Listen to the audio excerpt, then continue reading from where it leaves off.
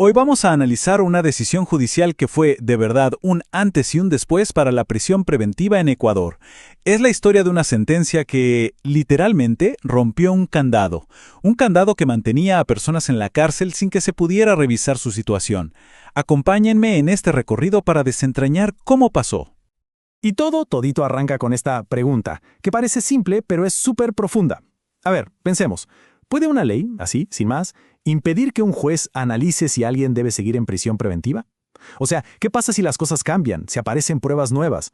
¿Debería un juez tener las manos atadas por una norma que le prohíbe revaluar algo tan grave como quitarle la libertad a alguien? Bueno, esta fue la duda que llegó hasta lo más alto, hasta la Corte Constitucional. Y miren, esta es la frase que lo resume todo.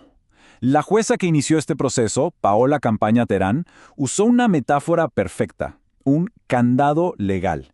Una expresión que, la verdad, captura de una manera increíble la rigidez de la norma que estaba en el centro de todo este debate. Entonces, ¿de qué iba exactamente este candado? Bueno, estaba en el artículo 536 del Código Orgánico Integral Penal de Ecuador, y la ley era clarísima. Decía que si una persona era acusada de un delito con una pena máxima de más de 5 años, la prisión preventiva no se podía sustituir. Y ya. Punto final. No había nada que discutir. El efecto práctico de esto era tremendo. Una vez que un juez ordenaba la prisión preventiva, esa decisión se volvía inamovible, como si estuviera tallado en piedra. Daba igual si la defensa presentaba nuevos argumentos o si las razones que justificaron la detención simplemente ya no existían. El candado legal no dejaba hacer nada. Pero, claro, esta discusión no salió de la nada, no fue algo teórico. Nació de un caso real, con personas de carne y hueso cuya libertad estaba en juego. Vamos a ver cómo un caso de robo terminó cuestionando una de las leyes más inflexibles del sistema penal. Miren esta cronología, porque es clave para entender todo. Enero de 2020, 3 hombres van a prisión preventiva por un supuesto robo. Poco después, su defensa pide cambiar esa medida, pero la jueza se topa con el candado legal y decide llevar la consulta a la Corte Constitucional. Y aquí viene lo más impactante de todo. Meses después, en septiembre, a los procesados los declaran inocentes por falta de pruebas. Fueron liberados, sí, pero solo después de pasar meses en la cárcel sin que su situación pudiera ser revisada. Ok, para entender por qué este candado era tan problemático, tenemos que recordar rapidito los principios básicos de la prisión preventiva. Y es que no es un castigo, para nada. Es una medida cautelar que tiene reglas muy estrictas. El primer principio, y quizá el más importante, es el de excepcionalidad. La Constitución y los tratados internacionales lo dicen clarito. La libertad es la regla general. Meter a alguien a la cárcel antes de una sentencia tiene que ser la última opción de todas, no la primera. Se le conoce como la última ratio del sistema. Luego viene el principio de necesidad. O sea, no es suficiente con que la prisión sea una opción. Tiene que ser estrictamente necesaria. ¿Y para qué? Ojo, únicamente para fines del proceso. Asegurarse de que la persona no se fugue, que no vaya a destruir pruebas o a amenazar testigos. Cualquier otro motivo es ilegítimo.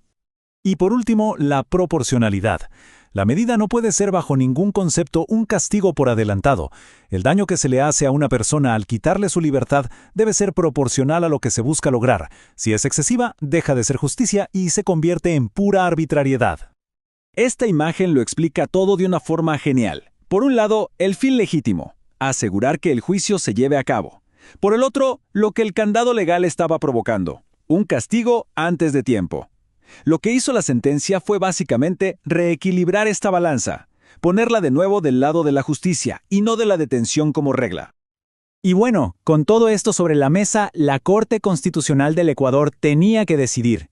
La pregunta era clara: ¿se mantenía el candado o se rompía para siempre? Y la respuesta fue así de contundente: inconstitucional. La Corte declaró que esa parte de la ley, ese candado, no podía seguir existiendo en el sistema legal ecuatoriano. Un golpe directo al corazón de esa norma. Pero ¿por qué llegaron a esa conclusión? El razonamiento de la Corte fue súper lógico. Primero, dijeron algo obvio pero fundamental. La situación en un proceso cambia, no es estática. Segundo, concluyeron que una medida tan rígida que no se puede revisar se vuelve arbitraria con el tiempo. Tercero, y este es el punto central, afirmaron que los jueces deben tener siempre la capacidad de revisar si la detención sigue siendo justa y necesaria. Por lo tanto, el candado del artículo 536, al quitarles esa facultad, estaba violando derechos fundamentales. Ahora, más allá de lo legal, ¿qué significa esta decisión para la gente común? ¿Cuál es el impacto en el mundo real, en la calle? Veamos las consecuencias más profundas que trajo esta sentencia. Esta cita de uno de los jueces, Ramiro Ávila Santamaría, es demoledora. Conecta la decisión directamente con la crisis carcelaria del país, y es que nos recuerda algo terrible, que en un contexto de hacinamiento y violencia extrema en las prisiones, una orden de prisión preventiva puede ser en la práctica casi una sentencia de muerte. Esto le da una dimensión humana brutal a la decisión de la Corte.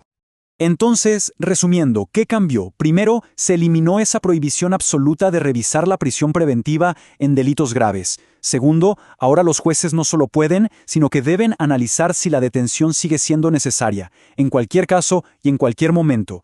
Esto refuerza la idea de que la libertad es la norma, y la detención es una excepción que tiene que estar súper vigilada. Es sin duda una herramienta clave contra el uso excesivo de esta medida y contra el hacinamiento en las cárceles. Esta sentencia nos deja con una pregunta final, una que va mucho más allá de los tribunales y que nos involucra a todos como sociedad. ¿Dónde está la línea? ¿Cómo equilibramos la necesidad de seguridad con la protección del derecho más básico que tenemos, que es la libertad? Es un dilema enorme, y esta decisión nos obliga a confrontarlo. No olviden seguirnos, dar like y compartir este contenido para que más personas conozcan cómo ejercer este derecho fundamental. JM Soluciones Legales, donde la práctica jurídica evoluciona.